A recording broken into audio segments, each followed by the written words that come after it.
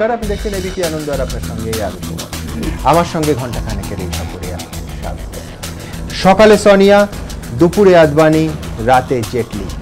দিন শুরু হয়েছিল তথাকথিত ধর্মনিরপেক্ষ মঞ্চ থেকে বিজেপিকে রোখার প্রতিজ্ঞা দিয়ে, আর দিন শেষ হলো সেই বিজেপি নেতার বাড়ির বৈঠকে। অনেকে বলছেন সেই পুরনো স্লোগান দিল্লিতে দোস্তি আর বাংলায় কুস্তি। কিন্তু সত্যি কি তাই, নাকি এই আপাত স্ববিরোধিতার ভেতরেও রয়ে আছে একেবারে নিখুঁত রাজনৈতিক হিসেব, দেয়া এবং নেয়ার রাজনীতি, রাজনৈতিক বাধ্যবাধকতার হিসেব? আর সেই নিয়েই আমাদের এই বিতর্ক, আজকের বিষয়। সকালে সোনিয়া, বিকেলে বিজেপি, কিসের খোঁজে দিল্লিতে মমতা? এই মুহূর্তে আমার সঙ্গে আছেন, আমার একদিকে আছেন কংগ্রেস নেতা আব্দুল মান্নান, আছেন বিজেপি নেতা অসীম সরকার, অন্যদিকে আছেন সিপিএম নেতা সুজন চক্রবর্তী এবং অধ্যাপক দেবনারায়ণ সরকার। আমরা বিতর্কে আসবো, কিন্তু তার আগে যে বিষয়টা, যে আপাত স্ববিরোধিতা নিয়ে এই অনুষ্ঠান শুরু করলাম, দেখাবো। সকালে সোনিয়া, রাতে বিজেপি। দিল্লিতে বিজ্ঞান ভবনের নেহেরুর ১২৫তম জন্মবার্ষিকী উপলক্ষে ধর্মনিরপেক্ষতা শীর্ষক সেমিনার ছেড়ে সোজা লালকৃষ্ণ আডবাণীর বাড়ি। সেখান থেকে তৃণমূলের অফিস, রাতে সেখান থেকে অরুণ জেটলির বাড়িতে মমতা বন্দ্যোপাধ্যায়। আর তার এই দিল্লি দৌত্য ঘিরেই রাজনৈতিক মহলে প্রশ্ন উঠেছে, দিল্লিতে কিসের খোঁজে মমতা? একই দিনে একবার ধর্মনিরপেক্ষতার পক্ষে সওয়াল, that platform against fight the battle against the communalism, I'm there, no problem. আবার তারই চোখে যারা সাম্প্রদায়িক দল, সেই বিজেপির নেতাদের সঙ্গে বৈঠক। আডবাণীর সঙ্গে প্রায় 15 মিনিট এবং জেটলির সঙ্গে প্রায় 20 মিনিট। এমনটা কেন? রাজনৈতিক মহলে জোর জল্পনা, চাপে পড়ে রাজনৈতিক স্ববিরোধিতার রাস্তায় হাঁটতে বাধ্য হলেন তৃণমূল নেত্রী। আবার কারোর দাবি, সোনিয়ার আমন্ত্রণে দিল্লি গিয়ে দুপুরে রাতে বিজেপি নেতাদের সঙ্গে বৈঠক করায় আদতে মমতার সারদা দুর্বলতাই প্রকাশ্যে চলে এলো। বিরোধীদের দাবি, মমতা জানেন সারদা কেলেঙ্কারিতে তাঁর দল ইতিমধ্যেই চাপে। সিবিআই, ইডি থেকে এসএফআইও, সারদা কাণ্ডের তদন্তে যুক্ত সবকটি সংস্থাই কেন্দ্রের। আর তাই আডবাণী জেটলির সঙ্গে বৈঠক করে ভবিষ্যতে সারদা কাণ্ডে সাহায্য পাওয়ার দরজা খোলা রাখার চেষ্টা করলেন। কিন্তু সকালে কারাট, ইয়েচুরি, শরৎ যাদব, দেবেগৌড়াদের সঙ্গে বসে ধর্মনিরপেক্ষতার পক্ষে সওয়াল করে, আর রাতেই শিবির বদলে ফেলে কি মমতা নিজেই নিজের রাজনৈতিক বিশ্বাসযোগ্যতা নিয়ে প্রশ্ন তুলে দিলেন না? ভবিষ্যতে বিজেপি বিরোধী কোনো জোটে কি আর এই নেতারা মমতাকে ডাকবেন? প্রশ্ন রাজনৈতিক মহলে। পর্যবেক্ষকদের একাংশের দাবি, এমনিতেই খামখেয়ালি রাজনীতির জেরে দিল্লির অলিন্দে খুব একটা প্রয়োজন ছাড়া কেউ মমতা বন্দ্যোপাধ্যায়ের কাছে ঘেঁষতে চায় না। আর এবার একই দিনে যা হলো তা জাতীয় রাজনীতিতে মমতার ভাবমূর্তিকে খুব একটা উজ্জ্বল করবে না বলেই মনে করছেন তারা। এবিপি আনন্দ। মান্নাদা, কাকে আমন্ত্রণ করে নিয়ে গেলেন দিল্লিতে? আমরা সময়ের হিসেব যদি করি, যতটা সময় ধর্মনিরপেক্ষ মঞ্চে কাটিয়েছেন তার থেকে অনেক বেশি আপনি যদি পরপর যোগ করেন, আপনি যখন কথা বলছি তখন সম্ভবত রাজনাথ সিংয়ের সঙ্গে তিনি দেখা করছেন, তার সঙ্গে আদবানি যোগ করুন, জেটলি যোগ করুন, বিজেপিকে রুখতে দিল্লি গেলেন, বেশিরভাগ সময় তো বিজেপি নেতাদের সঙ্গে কাটালেন। অনেকে বলছেন যে অস্ট্রেলিয়ায় যদি মোদি না থাকতেন তাহলে মোদির সঙ্গেও এতক্ষণে একটা মিটিং হয়ে যেত।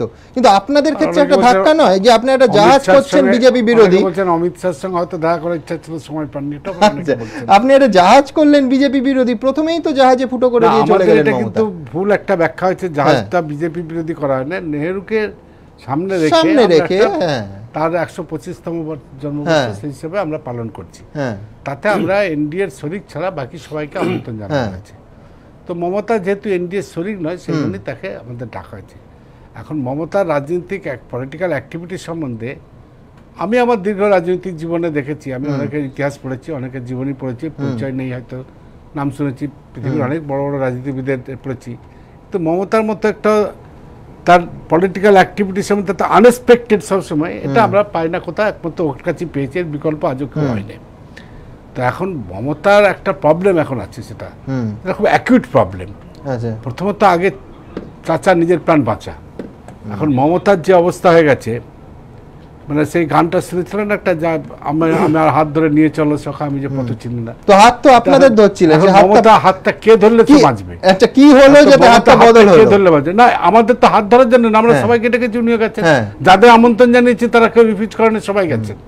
কিন্তু ওর ক্ষেত্রে হচ্ছে ওর হাতটা কে ধরবে?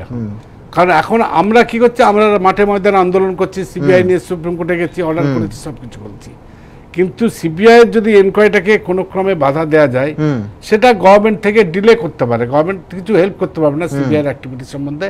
এখন পর্যন্ত কোনো গভর্নমেন্টই সিবিআই এর অ্যাক্টিভিটিকে খুব কন্ট্রোল করতে পারেনি, হয়তো কোথাও কোথাও দেখতে, কিন্তু না আপনি বলছেন ডিল হয়েছে একটা কিছু বা ডিল করার চেষ্টা করতে পারে, কারণ সুপ্রিম কোর্ট যেভাবে সিবিআই কে নির্দেশ দিয়েছে তাতে উনি খুব আতঙ্কগ্রস্ত হয়ে পড়েছেন যে ওনার যেসব নেতা নেত্রী মন্ত্রী সব নাম হচ্ছে অনেকেই ধরা পড়বে। এখন সেটা হয়তো উনি কোন জানেন তো, আজকে আরো বলেছেন, আজকে একটি জাতীয় চ্যানেল সর্বভারতীয় চ্যানেলে বসে বলেছেন যে এই যে দাঙ্গা গুরু বলেছেন এটা মোদিকে তিনি মিনই করেননি। না ওনার তো মিন বলে সংবাদ মাধ্যমের ব্যাখ্যা, উনি আপনি যদি একটু লক্ষ্য করেন, সুমন্ত লক্ষ্য করবে নির্বাচনের আগে কি বলেছেন তার 6 মাস 1 বছর আগে থেকে আর কদিন পরে দেখবেন লোকসভা নির্বাচন হচ্ছে, এই লোকসভা নির্বাচনে এই কংগ্রেসের সরকারকে হাঁটিয়ে যে বিকল্প সরকার আসবে সেই বিকল্প সরকার আমি নিয়ন্ত্রণ করব, বারবার এই কথা কিন্তু বলেছে, পুরনো ফুটেজ দেখবে। অর্থাৎ মমতা ব্যানার্জি একটা বারবার স্বপ্ন দেখে নিয়েছিলেন যে কংগ্রেসকে বাদ দিয়ে যে সরকার আসবে আইদার বিজেপি সরকার আর তার নিয়ন্ত্রিত সরকার। তিনি নিজেও প্রধানমন্ত্রীর স্বপ্ন দেখেছিলেন, তাকে তো মহাশ্বেতা দেবী পাবলিকলি বলে দিলেন তার সামনে আগামী দিনে আমি একটু ডিলটা নিয়ে আসবো।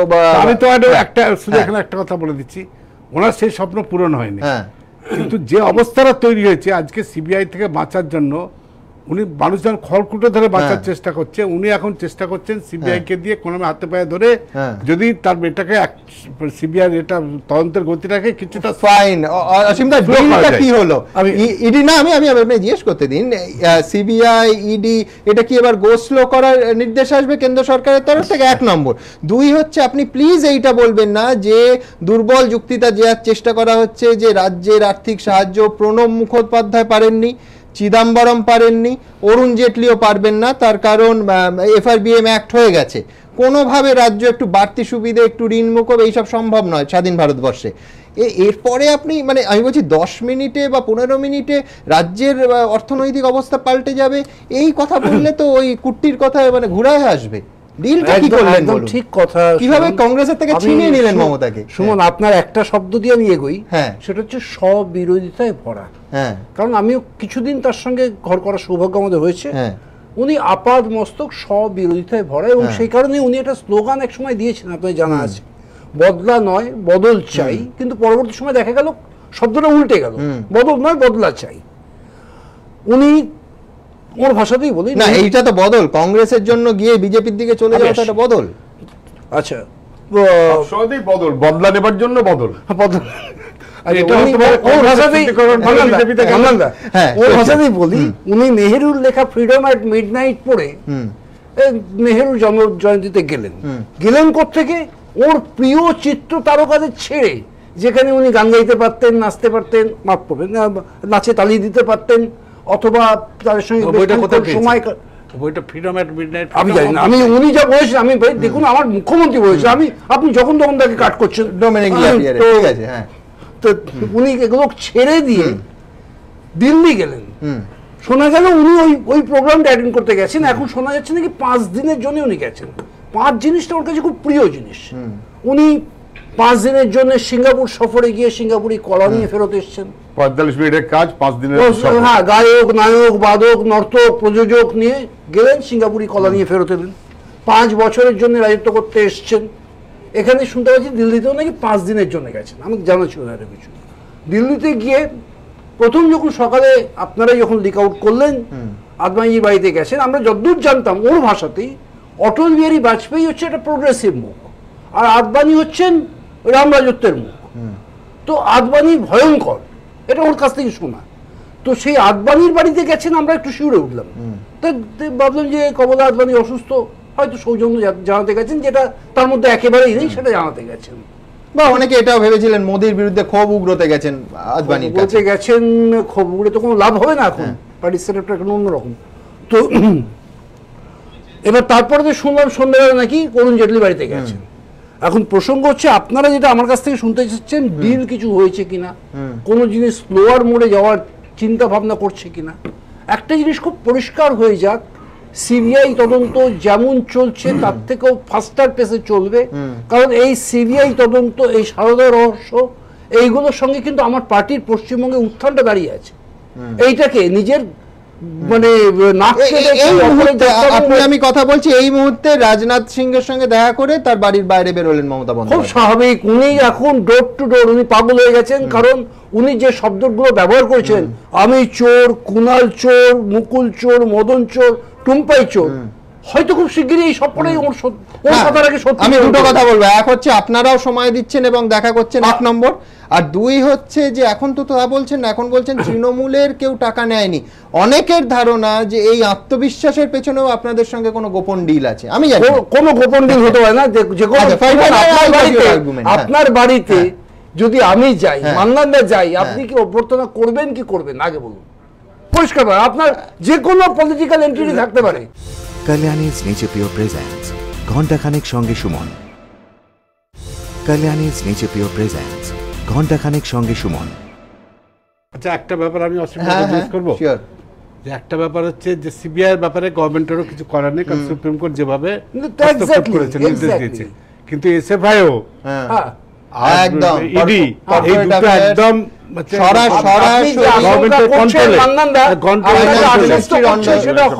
এটা কি গভর্নমেন্টের কন্ট্রোলে, যেটা আজকে যে ভয়টা উনি পাচ্ছেন, আমি বলে রাখি, যে ভয়টা পাচ্ছেন উনি এতকাল আমাদের সাম্প্রদায়িক চিহ্নিত করে মুসলিম ভোট ব্যাংকটা উনি ধরে রেখেছেন নিজের পকেটের মধ্যে, আজকে সেইটাই যে ভাঙন ধরেছে। কেন কেন কেন কেন আমি সুজনদার কাছে আসবো, তার আগে দর্শকদের দেখাতে চাইবো যে অনেকে বলছেন যে সারদার জন্য দোস্তি, কিন্তু এখানে সংখ্যালঘু ভোট ব্যাংকের জন্য কুস্তিটা থাকবে। ঠিক যখন মমতা বন্দ্যোপাধ্যায় বিজেপি নেতাদের মিট করছেন, তৃণমূলের ভবিষ্যৎ হিসেবে চিহ্নিত অভিষেক বন্দ্যোপাধ্যায় কিন্তু মোদির বিরুদ্ধে আবার বিদ্বেষ উগরে দিচ্ছেন। পাশাপাশি দেখুন স্ববিরোধিতার আরেকটা ছবি। একেই বোধহয় বলে ছিল রুমাল হলো বেড়াল। গেলেন সোনিয়া গান্ধীর আমন্ত্রণে, দুপুরে রাতে বৈঠক করলেন লালকৃষ্ণ আডবাণী, অরুণ জেটলির সঙ্গে। গিয়েছিলেন ধর্মনিরপেক্ষতা শীর্ষক সম্মেলনে অংশ নিতে। দফায় দফায় বৈঠক সারলেন সেই দলের শীর্ষ নেতাদের সঙ্গে যার গায়ে সাম্প্রদায়িকতার তকমা আটকে তিনি নিজেই একাধিকবার আক্রমণ শানিয়েছেন। কিন্তু তাহলে হঠাৎ করে দিল্লি গিয়ে মমতার বিজেপি প্রীতির কারণ কি? রাজনৈতিক পর্যবেক্ষকদের একাংশের মতে সারদাকাণ্ডে প্রবল চাপে পড়েই সম্ভবত মমতা এখন বিজেপির দরবারে। রাজ্যসভায় মোদী সরকারকে সমর্থনের বিনিময়ে সারদা কেলেঙ্কারির তদন্তে কেন্দ্রের নরম মনোভাব আদায়ের চেষ্টা করতে পারেন তিনি। এই প্রেক্ষাপটে দ্য টেলিগ্রাফ পত্রিকায় প্রকাশিত একটি খবর অনেকেরই চোখে পড়েছে। প্রতিবেদনে বলা হয়েছে, বাংলাদেশের সঙ্গে ছিটমহল হস্তান্তর চুক্তির ক্ষেত্রে কেন্দ্রের প্রস্তাবে শর্ত সাপেক্ষে সমর্থনের স্পষ্ট ইঙ্গিত দিয়েছেন মমতা বন্দ্যোপাধ্যায়। আর তাতেই সারদার চাপে পড়ে মমতার কেন্দ্রের কাছাকাছি যাওয়ার জল্পনা আরও জোরালো হয়েছে রাজনৈতিক মহলে। তবে এরই মধ্যে নাটকীয় মোড়ও আছে। মমতা যখন দিল্লিতে আডবাণী জেটলিদের সঙ্গে কথা সারছেন, তখন বঙ্গে তারই ভাইপো অভিষেক নরেন্দ্র মোদীকে সুদীপ্ত সেনের সঙ্গে তুলনা করে আক্রমণ শানাচ্ছেন।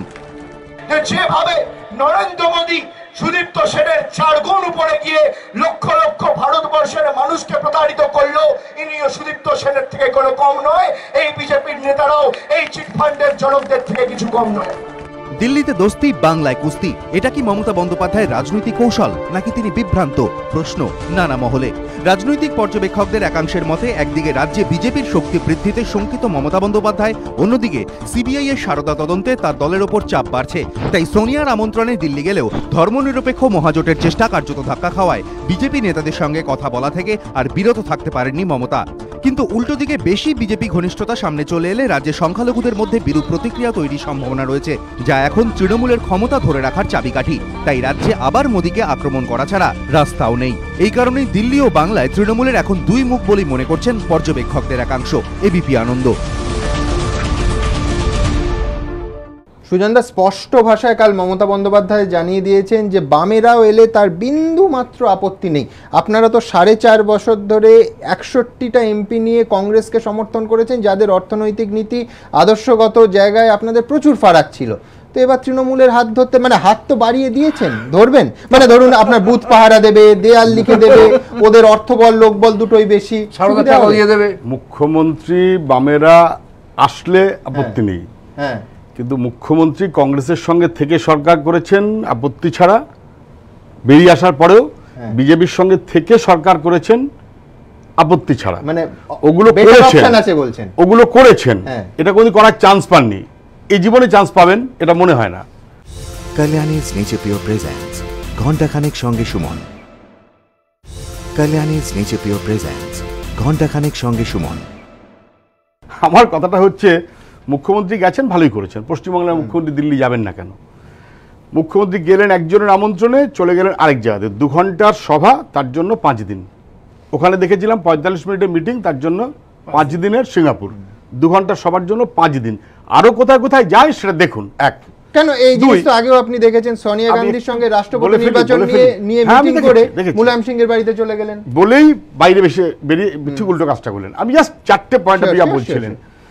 আচ্ছা, মুখ্যমন্ত্রী যদি আদবানি সাহেবের বাড়িতে যান বা রাজনাথ সিং এর সঙ্গে এবং অটল বিহারী বাজপেয়ীর সঙ্গে, অরুণ জেটলির সঙ্গে, সবই কিন্তু গোপনে, ঘোষিত কর্মসূচি নয়, সাংবাদিকরা জানে না, গোপনে গোপনে গেলেন কেন প্রশ্ন উঠতেই পারে। তা সত্ত্বেও আমি ধরে নিচ্ছি মুখ্যমন্ত্রী বলবেন সৌজন্য। এটা একদম ভুল, কেউ মানবে না।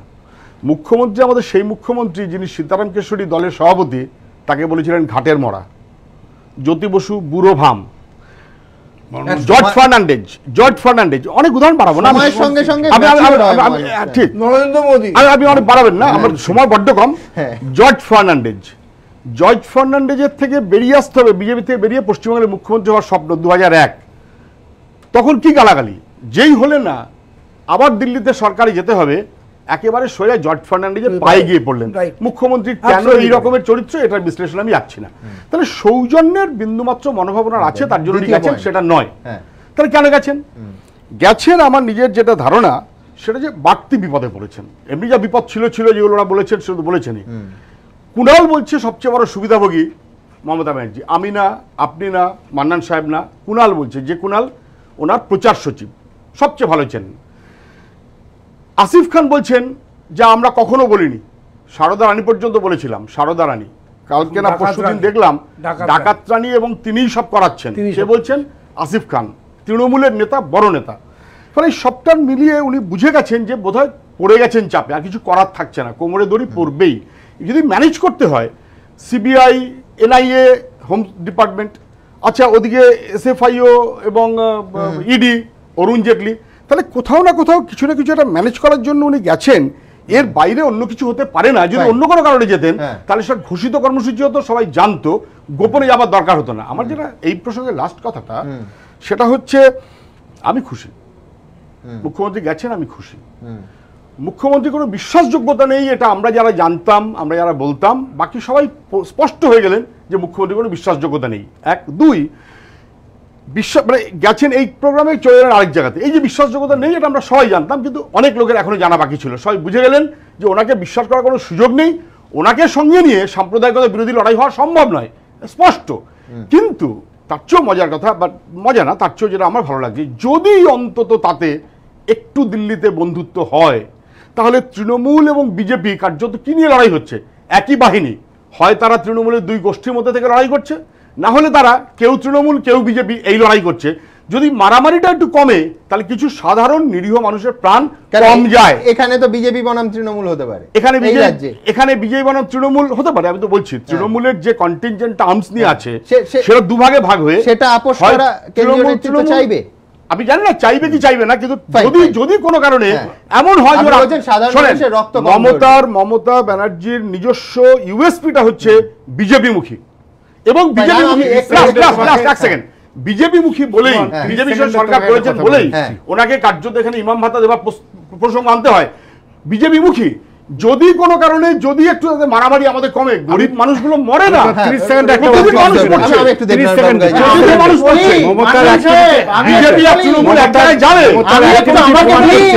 উনি যদি সত্যি রাজ্যের উন্নয়নে যেতেন, অর্থমন্ত্রীর সঙ্গে মিটিং এ অমিত মিত্রকে সঙ্গে নিতেন, নেননি। তার মানে মমতার বিরুদ্ধে যে অভিযোগ আসছে, শুধু সিবিআই হাত থেকে বাঁচার জন্য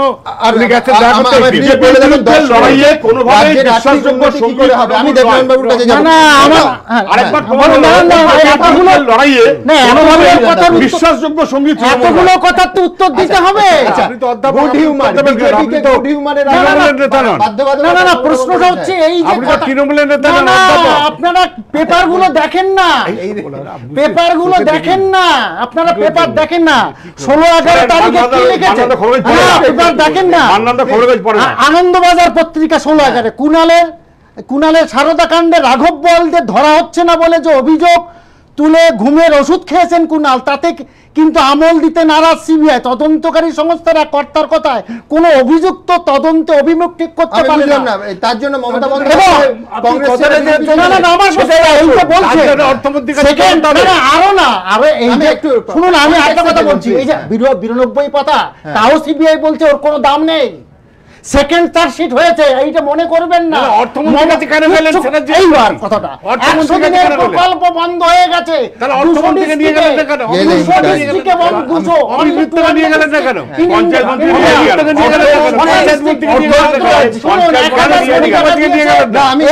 এই বছরে 750 কোটি টাকা এখনো দেয়নি।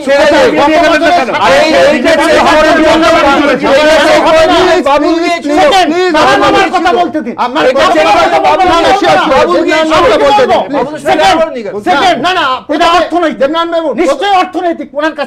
প্রথমে আপনাকে ধন্যবাদ। যে কথাটা মমতা বন্দ্যোপাধ্যায় বলেননি আপনি বলে দিলেন, আমরা সত্যি জানতাম না, এটা মমতাও কাল বেরিয়ে বলেননি। 1 নম্বর এই যে উনি 100 দিনের কাজের জন্য গেছেন, এখানে আমার এটা কেন এটা তো জানি ওর কথা থেকে ঘোষণা করে কর্মসূচির ভিত্তিতে গেলে উনি কেন বলবেন? না না, একটা জিনিস শুনুন, আর্থিক ব্যাপারে কর্মসূচির বাইরে রাতের অন্ধকারে যেতে হলো, তাতে কি আছে? একটা অর্থনৈতিক ব্যাপার নেই, মুখ্যমন্ত্রী আপনি বললেন কিচ্ছু করতে পারবেন। সত্য। নাম্বার 3, দ্বিতীয় নাম্বার, আপনি জীবনে উদ্ভাবন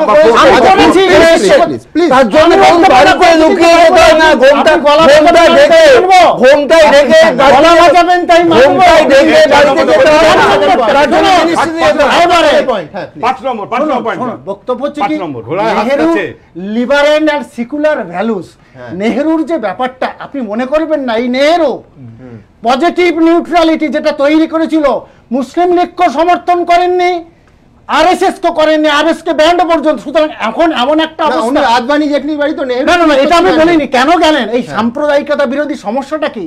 100 দিনের মধ্যেই 600টা সাম্প্রদায়িক দাঙ্গা হয়েছে সারা ভারতে।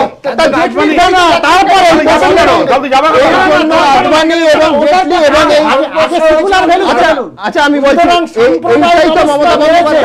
পশ্চিমবঙ্গে বলেছে এই কথা বললে হবে না। রাজনীতি, অর্থনীতি, পশ্চিমবঙ্গে রাজনীতি মালদায় কি অ্যাকশন হয়েছে? এইটাকে মালদায় কি অ্যাকশন হয়েছে? কথাটা পরে বলবে, কথাটা পরে বলবে। একটা ছোট্ট প্রশ্ন, মমতা বন্দ্যোপাধ্যায় তো বলেন যে এই অসীম সরকার, এই অরুণ জেটলি, এই বিজেপি দল, এই আদবানিদের জন্যই এত দাঙ্গা হচ্ছে। পলিটিক্স। না না না, দিস ইজ পলিটিক্স। তাহলে সেখানে পলিটিক্যাল কেন করব? আপনি যথার্থই নিশ্চয়ই পলিটিক্স। মমতা বন্দ্যোপাধ্যায় বলেন নিশ্চয়ই পলিটিক্স। তাহলে আবার ওদের সঙ্গে না না, ওটার মানে কি যদি আপনি ও খোঁজেন, আজকে বাড়িতে গেছেন অসুস্থ অরুণ জেটলির কাছে, আমি একবার দেখে নেব যে কংগ্রেসের ওপর নাকি তৃণমূল নেত্রী ক্ষুব্ধ, এইরকম একটা জল্পনা, সত্য মিথ্যে আমরা জানি না, জল্পনাটা আপনাদের সামনে তুলে ধরলাম।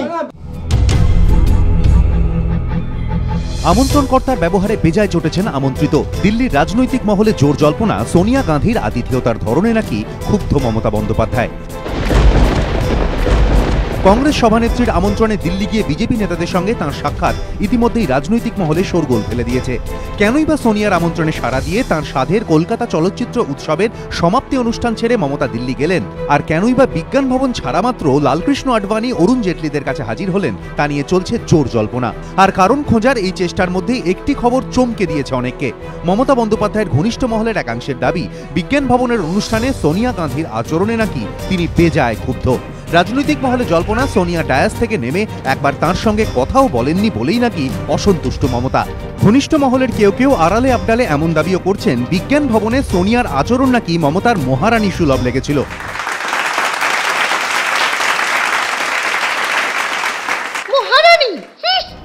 যদিও তৃণমূল কংগ্রেসের পক্ষ থেকে এই খবরের সত্যতা স্বীকার করা হয়নি। অতীতে একাধিকবার নাম না করে নানা বিশেষণে রাহুল গান্ধীকে আক্রমণ করতে দেখা গিয়েছে তৃণমূল নেত্রীকে। সাহেবের জমিদারদের সব ঘরের ছেলে মেয়েরা, যারা গরিবী বলে কিছু জানে না, এরা হচ্ছে বসন্তের কোকিল, যেই নির্বাচন আসবে কুহু কুহু করে ভটু ভটু করে ডাকবে। এখন বিজ্ঞান ভবনের অনুষ্ঠান পরবর্তী সময়ে সোনিয়া গান্ধীর সঙ্গে মমতার সম্পর্ক কোন পথে গড়ায় তার উপর নজর রাখলেই বোঝা যেতে পারে আসলে কার মনে কি আছে। অতীত অভিজ্ঞতা থেকে এমনটাই ধারণা ওয়াকিবহাল মহলের। এবিপি আনন্দ। আপনাদের সবাইকে অশেষ ধন্যবাদ। আমরা দ্রুত একটা কথা বলবো, সবচাইতে কম বিশ্বাসযোগ্য রাজনীতির নেতা হিসেবে মুখ্যমন্ত্রী আরেকবার আপনাদের দিকে হাত বাড়িয়েছেন, কিন্তু সবচাইতে কম বিশ্বাসযোগ্য সাম্প্রদায়িকতা বিরোধী লড়াই, তার কোনো বিশ্বাসযোগ্যতা নেই। ঘন্টায় শেষ হবার নয়, ঘন্টা খানেকের অনুষ্ঠান। দ্রুত দেখবো এক নজরে কে কি বললেন।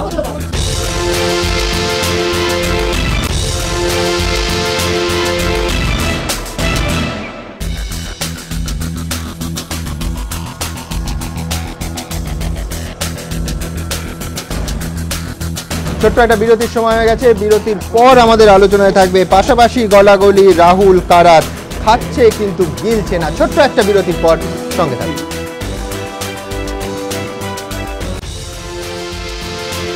Kalyani's Nature Pure presents ঘণ্টাখানেক সঙ্গে Suman. Kalyani's Nature Pure presents ঘণ্টাখানেক সঙ্গে সুমন। বহুদিন আগে দেখা একটা ফিল্ম যেন। জাহাজ ডুবছে, জাহাজের ডকে বসে গল্প করছেন দুই সেনাপতি। একদিকে খোলে জল ঢুকছে, মাস্তুল ভেঙে পড়ছে, দড়িদড়া খসে পড়ছে, কিন্তু গল্প আর শেষ হচ্ছে না। তার কারণ তর্ক শেষ হচ্ছে না, এবং শেষ হচ্ছে না হিসেব। প্রায় সুকুমার রায়ের কবিতার মতো, রাজা বলে বৃষ্টি নাবা নয়তো কিচ্ছু মিলছে না। ঠিক সেই রকম ভূমিকাকেই কালকে কি দেখা গেল প্রকাশ কারাত এবং রাহুল গান্ধীকে। এই জন্যই এই প্রশ্ন উঠছে, তার কারণ কে বলবে যে 2008 সালে গোটা দেশকে অনিশ্চয়তার মধ্যে ফেলে এই প্রকাশ কারাত পরমাণু চুক্তির অজুহাতে সরকারের ওপর থেকে সমর্থন তুলে নিয়েছিলেন। আর সেই সমস্ত কিছু নিয়ে নতুন চিন্তাভাবনা এবং পুরনো চিন্তাভাবনা সব নিয়েই আমাদের বিতর্ক, আমাদের আজকের বিষয়। পাশাপাশি গলাগলি, রাহুল কারাত খাচ্ছে কিন্তু গিলছে না। আমার একদিকে রয়েছেন ফরওয়ার্ড ব্লক নেতা, বামফ্রন্ট নেতা উদয়ন গুহ, তার পাশে রয়েছেন বিশ্বনাথ চক্রবর্তী অধ্যাপক, অন্যদিকে রয়েছেন বিজেপি নেতা রিতেশ তিওয়ারি এবং অধ্যাপক বিজন সরকার। আমি বিতর্কে আসবো, কিন্তু তার আগে দ্রুত একবার দেখব কালকের ছবি এবং উদ্ভূত বিতর্ক এবং তার সম্ভাব্য সমাধান। বিজ্ঞান ভবনের অনুষ্ঠানের এই ছবি রাজনৈতিক পর্যবেক্ষকদের কাছে বেশ আকর্ষণীয় ঠেকেছে। তা হলো রাহুল গান্ধী প্রকাশ কারাটের সখ্যতা। রাজনৈতিক মহলে প্রশ্ন উঠেছে, তাহলে কি কংগ্রেসের জাহাজ ডুবুডুবু হওয়া সত্ত্বেও কোনো রকমে বাঁচতে সেই জাহাজে উঠতেও দ্বিধাবোধ করবেন না কারাট? রাজনৈতিক মহলের একাংশ ভিন্ন দর্শনের এই দুই ব্যক্তির মধ্যে অনেক মিলও খুঁজে পাচ্ছেন। উদাহরণ হিসেবে তারা বলছেন, রাহুলের হাত ধরে 206 থেকে কংগ্রেস এখন 44-এ। অন্যদিকে একসময় ইউপিএ 1-এর প্রাণভোমরা সিপিএম এখন কারাটের হাত ধরে নেমে গিয়েছে 9-এ। অনেকেই দাবি করেন, কারাটের মতো রাহুলও রাজনৈতিক বাস্তবতার চেয়ে পুঁথিগত তত্ত্বের ওপরই বেশি জোর দেন। সিপিএমের হাল যখন বেহাল, তখন পুরনো পার্টি কংগ্রেসের কাসুন্দি ঘাঁটছেন কমিউনিজম চর্চায় পারদর্শী কারাট। আর শতাব্দী প্রাচীন কংগ্রেসে কর্পোরেট ছোঁয়া দেওয়ার ভয়ঙ্কর পরিণাম হাতে নাতে পাচ্ছেন কেমব্রিজ শিক্ষিত রাহুল। অনেকে অবশ্য বলতে পারেন, রাহুল গান্ধী তো কংগ্রেসের শীর্ষ পদ পেয়েছেন জন্মসূত্রে, কিন্তু প্রকাশ কারাট সিপিএমের সাধারণ সম্পাদক হয়েছেন দলীয় গঠনতন্ত্র অনুসারে। পাল্টা কারোর দাবি, রাহুল জন্মসূত্রে দলের হ্রাস পেলেও তার মধ্যে নেহেরু কিংবা ইন্দিরার ছাপ তো দূরের কথা, মা সোনিয়ার রাজনৈতিক বুদ্ধিমত্তার ছোঁয়াও যেমন দেখা যায় না, তেমনি নিজ থেকে দলের শীর্ষে পৌঁছলেও জ্যোতি বসুর মতো জননেতা হয়ে উঠতে পারলেন কোথায় কারাট? শুধু এই নয়, বিহার কিংবা উত্তরপ্রদেশে বিধানসভা ভোটে একলা চলে দল মুখ থুবড়ে পড়া সত্ত্বেও আসন্ন ঝাড়খণ্ড নির্বাচনে যেমন ফের সেই নীতি আঁকড়ে ধরেন কংগ্রেস সহ সভাপতি, তেমনি 2009 মায়াবতীকে সামনে রেখে তৃতীয় বিকল্প তৈরির কারাটের চেষ্টা মুখ থুবড়ে পড়ার পরও কখনো জয়ললিতার সঙ্গে যেতে গিয়ে ধাক্কা খান তিনি, আবার এখন সোনিয়ার আমন্ত্রণে এক মঞ্চে। কারাট রাহুল দুজনেরই নেতৃত্ব ঘিরে দলের অন্দরেও বিস্তর প্রশ্ন। একরাশ ব্যর্থতাকে সঙ্গী করেই এক মঞ্চে দুই কাণ্ডারি। রাজনৈতিক মহলে কেউ কেউ কটাক্ষ করে বলছেন, কংগ্রেসের ডুবন্ত জাহাজ আঁকড়ে ধরে ডোবার হাত থেকে বাঁচার চেষ্টা কারাটের। এবিপি আনন্দ।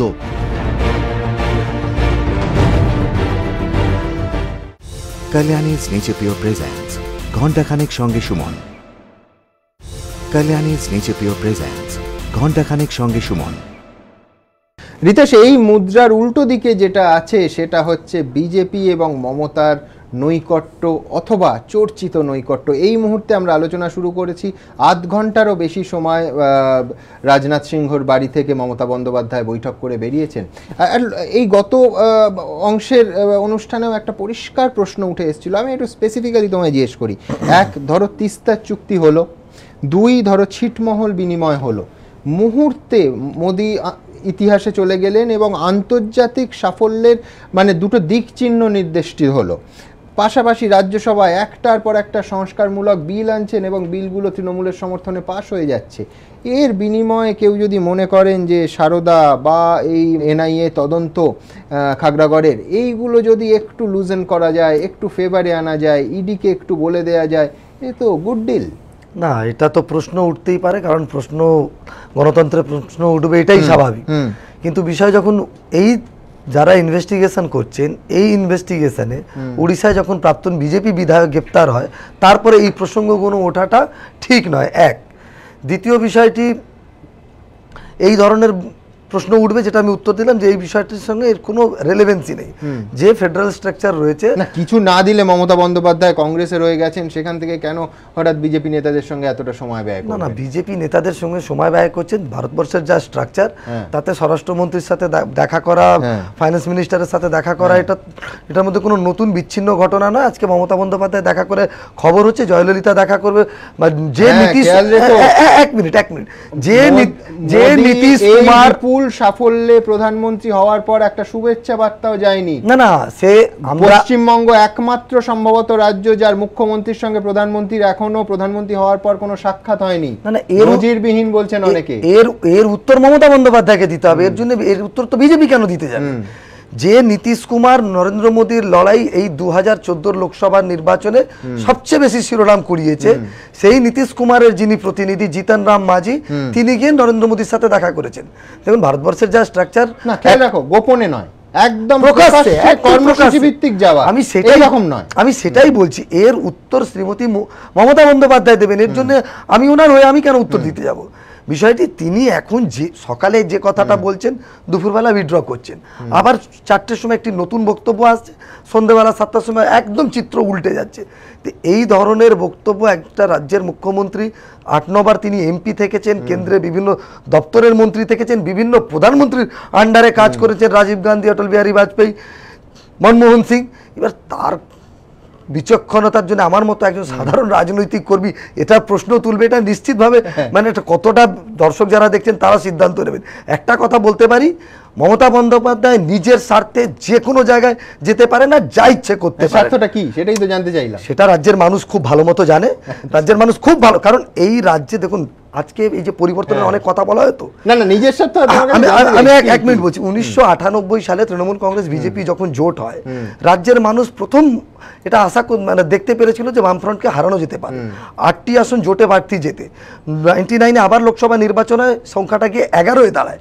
2001-এ তৃণমূল বিজেপির জোট কমপ্লিট হয়ে যায়, সিট শেয়ারিং হয়ে যায়, হঠাৎ কমলনাথের বাড়িতে একটি বৈঠক, তারপরে চিত্রনাট্য পাল্টে যায়। ওই যে ক্রেডিবিলিটিটা লস হয়েছে, সেই কারণের জন্য বামফ্রন্ট আরো 10 বছর এক্সট্রা। আমরা দেখব যে আজকের এবং গতকালের বৈঠকের পর কি কি সম্পর্ক অন্যরকম হয়ে যায়, কিন্তু তার আগে আপনাদের দেখাবো যে সিপিএম দল যে বামপন্থীদের সম্পর্কে গতকাল 24 ঘন্টার মধ্যে মমতা বন্দ্যোপাধ্যায় বলেছেন যে বিজেপিকে রুখতে যদি তারা আসে, মমতা বন্দ্যোপাধ্যায় তাদের নিয়ে কোনো ছুতমার্গ নেই, কোনো আপত্তি নেই। তাদের নিয়ে এতদিন ঠিক কি বলে এসেছিলেন রাজ্যের মাননীয় মুখ্যমন্ত্রী? আমার যতদূর ধারণা যে 54টার মধ্যে 10টা সিটও বামফ্রন্ট পাবে না। সিট বাড়ানোর জন্য 1টা থেকে 2টো বিজেপিকে নামিয়েছে, যে শকুন দেখবেন ভাগাড়ে বসে থাকে, যে কখন কেউ মরবে তার এটা খুঁড়ে খুঁড়ে খাবে, একটা ডেড বডি আসবে কখন আসবে এরকম। এদের ব্যাপার হচ্ছে এরা দেখছে নিজেরা তো প্রতিবার ইলেকশনই ওই ভোট কাটাকাটিটা হচ্ছে তো ফর্মুলা। 34 বছর ধরে 99% শুধু সিপিএম ক্যাডার ছাড়া আর কেউ অ্যাপয়েন্টমেন্ট পায়নি। ইনকাম ট্যাক্সে দেখবেন দেখিয়েছে 3000 কোটি টাকা না কত সম্ভবত একটা অ্যাসেট, হাজার হাজার কোটি টাকা। ওটা তো কাগজে কলমে, বেকলমে কত। সিপিএম শোষণ করে গেছে বাংলাকে, বামফ্রন্ট সরকার দেনার ভার চাপিয়ে দিয়ে চলে গেছে, আর কেন্দ্রীয় সরকার দেনা করতে ওদের অ্যালাউ করেছে। যারা 35 বছর করেনি তাদের কাছে আমার আবেদন থাকবে, 10 বছর মুখের উপর প্রাক্তন লাগিয়ে বসে থাকুন, করেননি চেষ্টা করেননি। উদাহরণ অনুভূতিটা কেমন? এই শকুন টকুন ইত্যাদি বলতেন, এখন নবান্ন ডেকে যত্ন করে ফিশ ফ্রাই খাওয়াচ্ছেন, সঙ্গে ধমকও খাওয়াচ্ছেন যে কি আপনারা বিজেপিকে রুখতে পারছেন না। বলছেন বামপন্থীদের সঙ্গে যেতে আপত্তি নেই। এই যে পরিবর্তিত মমতা, তার কখনো স্নেহের ধমক, কেমন লাগছে আপনাদের বামপন্থীদের? ভালো লাগছে তো, কারণ আমরা যে কথাটা বলছি, আমরা যে কথাটা আগের থেকে বলে এসছি মানুষকে, যে সব কিছু করা যায়, মমতা বন্দ্যোপাধ্যায়কে বিশ্বাস করা যায় না। তো এটা বাংলার মানুষ আমাদের কথা শোনেননি, হয়তো আমাদের ত্রুটি, তার জন্য বাংলার মানুষ শোনেননি। কিন্তু এখন বাংলার মানুষ বুঝতে পারছেন যে ওনারকে যে বিশ্বাস করা যায় না, তার জন্য দুদিনও অপেক্ষা করতে হয় না। সকালে উনি একরকম বলবেন, বিকেলে আর একরকম বলবেন। সকালে উনি কংগ্রেসের সাথে বসতে পারেন, বামেদের সাথে বসতে পারেন, বিকেলে আবার বিজেপির সাথে বসবেন। কখন কার সাথে বসবেন, কখন কি করবেন উনি নিজেও জানেন না। কাজেই মমতা বন্দ্যোপাধ্যায় কি বলবেন, আপনাদের স্ট্যান্ডটা কি? মমতা বন্দ্যোপাধ্যায় বিজেপিকে রুখতে সবাইকে ডাকছেন, স্পেসিফিক্যালি নাম করে আপনাদের। আমি তো বলছি বিজেপিকে রুখতে মানে উনি বলছেন যে সাম্প্রদায়িকতার বিরুদ্ধে সবাই একজোট হতে হবে। আমার কথা হচ্ছে সাম্প্রদায়িকতার বিরুদ্ধে লড়াইয়ের ক্ষেত্রে মমতা বন্দ্যোপাধ্যায়ের বিশ্বাসযোগ্যতা একেবারে তলানিতে। এ কথাটা আমি আজকে বিধানসভাতেও একথা বলেছি, যে যদি আমরা তো বলছি বিজেপি সাম্প্রদায়িক, কেন বলছি? যে বিজেপি রাম করছে, বিজেপি রাম করে মানুষের মধ্যে বিভেদ সৃষ্টি করবার চেষ্টা করছে, তার জন্য বিজেপি সাম্প্রদায়িক। তাহলে তুমি রহিম করে রাম রহিমের মধ্যে গোলমাল লাগিয়ে যেটা করতে চাইছো, সেটাও তো ভোটের স্বার্থে, দলের স্বার্থে করতে চাইছো। তুমিও কম সাম্প্রদায়িক নয়, সেই জন্য তোমাকে আটকাতে, বিজেপিকে বাড়ানো হাতটা আপনারা ধরছেন না। বিজেপি মানে মমতা বন্দ্যোপাধ্যায়ের হাত ধরার কোনো প্রশ্ন বামপন্থীদের আছে বলে আমার মনে হয় না। এবং আমি অন্তত বিশ্বাস করি যে কোনো বামপন্থী আজকের যে রাজনৈতিক পরিস্থিতি এবং পশ্চিমবাংলা গত কয়েক বছর ধরে যা চলছে, বা আমাদের সামনে যে চিত্রটা ফুটে উঠছে, সোনিয়ার হাত ধরার ব্যাপারে আমি একটা কথা বলি। তুমি যদি এটা মনে করো যে প্রকাশ কারাত সেখানে রাহুল গান্ধীর সাথে গিয়ে বসেছে বলেই বামেরা, তুমি বামপন্থীদের কথা বলছো, বামেরা কংগ্রেসের হাত ধরলো। আমি বলছি যে নেহরুজির 125তম জন্মদিবসে যারা যারা সেখানে গেছেন, আমি বলছি তো কেউই কিন্তু টোটাল বামপন্থীদের পাওয়ার অফ অ্যাটর্নি নিয়ে যাননি।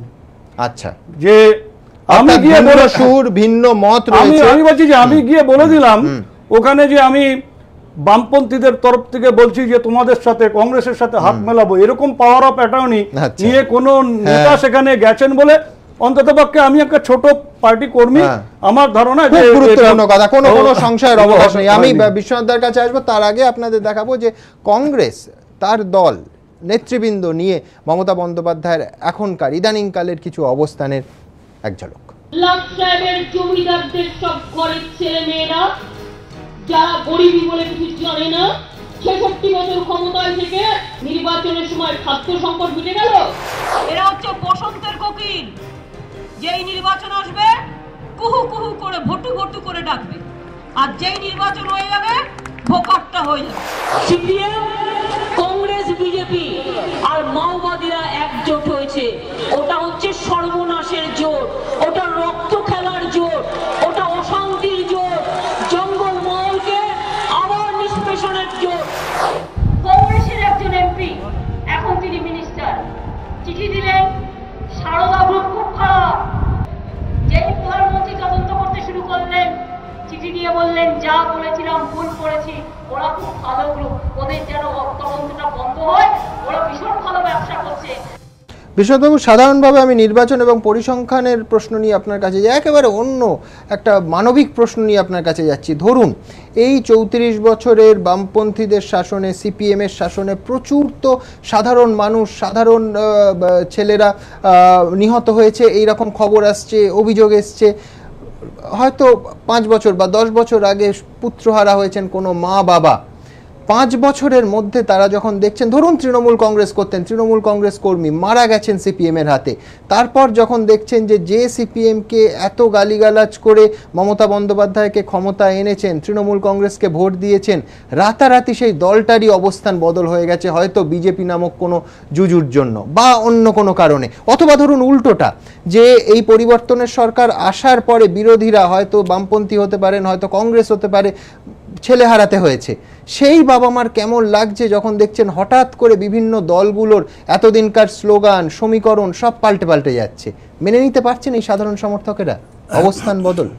না দেখুন, প্রথমত আমি খুব অবাক হয়ে গেছি, মানে গত 48 ঘন্টার দিল্লির রাজনীতি, বিশেষ করে মমতা বন্দ্যোপাধ্যায় দিল্লিতে একের পর এক যে বিভিন্ন স্টেটমেন্ট করছেন এবং পরিবর্তন করছেন, উইথড্র করছেন কথাবার্তা, আমি সত্যি অবাক হয়ে গেছি। প্রথম অবাকটা আমি সকালবেলা আজকে উঠেছি, তাতে দেখেছি রাহুল গান্ধীর সাথে প্রকাশ করাতের ছবি দেখে, এবং তারা মানে একেবারে গলায় গলায় মিলিয়ে রাহুল গান্ধী, এবং তারা কি করছে বিজেপির বিরুদ্ধে একটা অল্টারনেটিভ ফোর্স হিসাবে কথা বলছেন। কোথায়?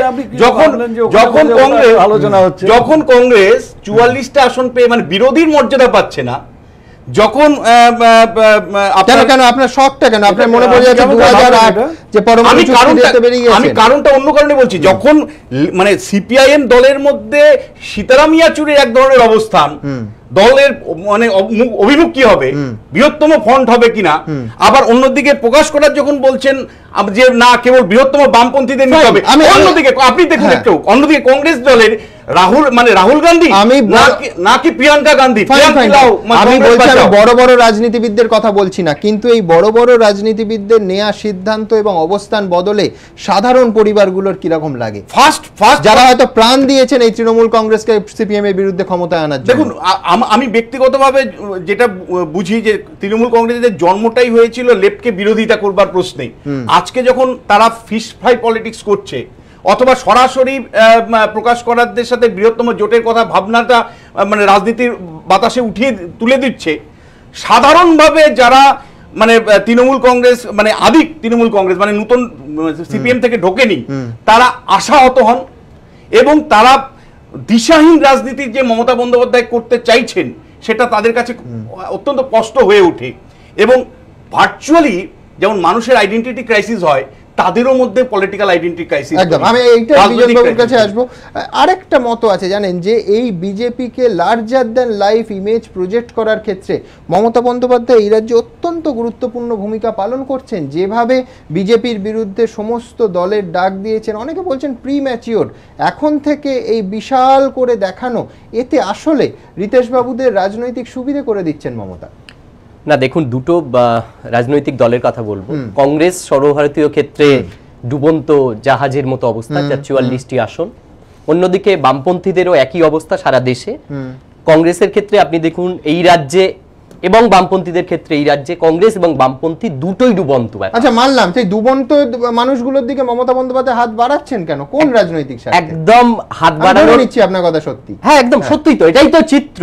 এবং সেক্ষেত্রে বিজেপি কেন মমতার, সেক্ষেত্রে এই রাজ্যেও বিজেপির একই রকম চিত্র। সেই জায়গায় দাঁড়িয়ে কে বিরোধী দলের ক্ষেত্রে, শাসক দলে তৃণমূল কংগ্রেস তো 2016 সালে থাকবে, আসতে চলেছে, সেই জায়গায় কে প্রথম, দ্বিতীয় এবং তৃতীয় হবে তার একটা কম্পিটিশন। বাড়িতে কেন যেতে হচ্ছে?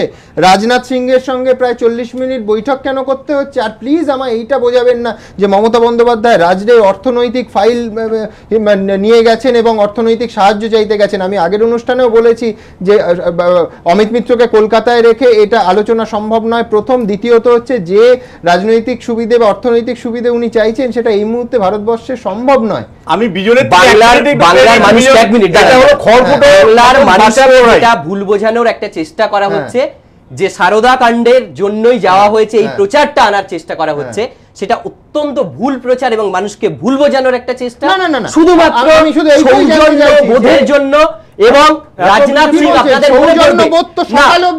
আপনি একটু লোকসভার পরিপ্রেক্ষিতে আগের কথাটা ভাবুন, আমার দাঁড়ান, সেটা হচ্ছে সৌজন্যবোধ তো সকাল অবধি আমি মানতে রাজি আছি যে সোনিয়া গান্ধী ডেকেছেন, মমতা বন্দ্যোপাধ্যায় গেছেন, প্রকাশ্যে আহ্বান জানিয়েছেন বিজেপিকে রুখতে ধর্মনিরপেক্ষ জোটের, সেই পর্যন্ত আমি সৌজন্য মানতে রাজি আছি। অরুণ জেটলি একবারও মমতা বন্দ্যোপাধ্যায়কে নিমন্ত্রণ জানাননি, কি সৌজন্যের গল্প দিচ্ছেন আপনি? যেটা বলছেন উল্টো দিক থেকে ভেবে দেখুন তো, অরুণ জেটলি আমি বলছি তাদের কাছে যখন দেখা করতে গেলেন তারা তো বলেননি কিছু, সাংবাদিকদের নিয়েই যেতে পারতেন। ঘোষিত কর্মসূচি বাইরে যাওয়ার কি প্রয়োজন? মানে আমি বলছি ঢাক ঢাক গুড়গুড়টা কেন? তাহলে যাতে লোকসভা আবার মোদী এবং বিজেপির বিরুদ্ধে আক্রমণ শানানো যায়। লোকসভার আগে রাজনাথ সিং যখন এখানে প্রচারে এসেছিলেন, তখন প্রচারে যখন এসেছিলেন না, এটা একটু শুনতে হবে, যখন রাজনাথ সিং এই বাংলায় প্রচারে এসেছিলেন তখন বলেছিলেন যে আমরা যদি ক্ষমতায় আসতে পারি, বিজেপি যদি কেন্দ্রীয় সরকারের ক্ষমতায় আসে, তাহলে অর্থনৈতিক দিক থেকে বাংলাকে সহযোগিতা করব সম্পূর্ণ। আপনার মনে পড়ছে? এটা নিশ্চয়ই মনে পড়ছে। বিজন বাবু আরেকটু মনে করে দিই, আমার তো সব মনে পড়ে, এটাই তো মুশকিল। আপনাকে আরেকটু মনে করিয়ে দিই, শোনা যায় যে এই রাজনাথ সিংয়ের সঙ্গেই গোপন সমঝোতা মতে দেয়াল লিখন হয়ে গেছিল হাওড়ার প্রার্থী বিজেপির অসীম ঘোষ, তাকে উইথড্র করা হয় এবং প্রসূন বন্দ্যোপাধ্যায় উপনির্বাচনে জিতে যান। স্মৃতিটা মুশকিল হচ্ছে যে এত সহজে এই কথাটাকে উল্টে দেওয়ার চেষ্টা করলে হবে না। পরিষ্কার রাজনাথ সিং বলেছিল আমি তো বাংলাকে কংগ্রেস বাংলার অর্থনীতিকে চাঙ্গা করতে না, বিজেপি প্রার্থী উইথড্র করেননি। আমি ওটার ক্ষেত্রেই যাচ্ছি না। প্রসূন বন্দ্যোপাধ্যায়ের কোনো সুবিধা হয়নি বলুন না। বাংলার ক্ষেত্রে অর্থনীতিকে চাঙ্গা করতে আমি আমার 1 মিনিটের সময় করতে চাই। আমি খুব স্পষ্ট করে বলতে চাই যে পলিটিক্যাল রিজন আপনি যা আলোচনায় বারবার আসছে, পাশাপাশি ভোটের অঙ্ক দুটোই যেহেতু তৃণমূল কংগ্রেসের কাছে রীতিমতন বিপদের সংকেত তৈরি করেছে বিজেপি, ফলে দুটো দিক থেকে আমি বিষয়টা কিন্তু আমার একটা প্রশ্ন আছে, এটা হচ্ছে উনি শ্যাম রাখবেন না কুল রাখবেন, সংখ্যালঘু ভোট ব্যাংক রাখবেন না বিজেপির সঙ্গে সম্পর্ক রাখবেন?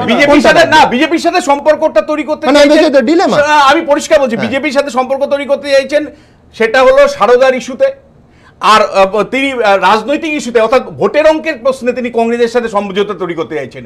অর্থাৎ এখানে দুমুখী মানে তার অভিমুখ। একটা হলো সারদার ইস্যুতে তৃণমূল নেত্রী চাইছেন যে যদি বিজেপির সাথে কোনো এক ধরনের ট্যাসিড অ্যালায়েন্স, যেটা আপনি বলছেন রাজ্যসভার মানে সমর্থনের বিনিময়ে বা অন্য কোনো সুযোগ সুবিধার বিনিময়ে পাওয়া যায়, আর রাজনীতির অঙ্কের দিক থেকে যদি বিজেপিকে ঠেকাতে হয় তাহলে একটা বৃহত্তম যদি ফেডারেল ফ্রন্ট বা কংগ্রেসের মতন দলকে সঙ্গে পাওয়া যায়, তদন্ত চলছে, সিবিআই প্রমাণ করুক না, এ তো চাপিয়ে দেওয়ার চেষ্টা হচ্ছে।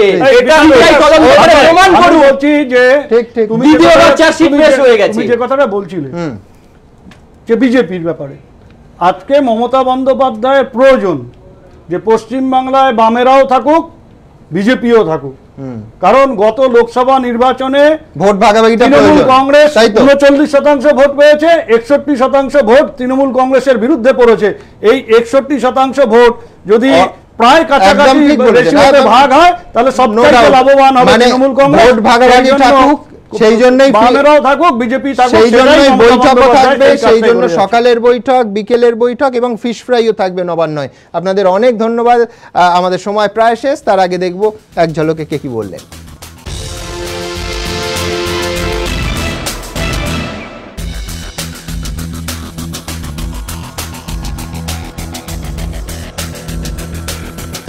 আমাদের আজকের ঘণ্টাখানেকের সফর এখানেই শেষ করতে হচ্ছে। আবার দেখা হবে আগামীকাল ঠিক রাত 8টায়। ভালো থাকবেন, শুভরাত্রি।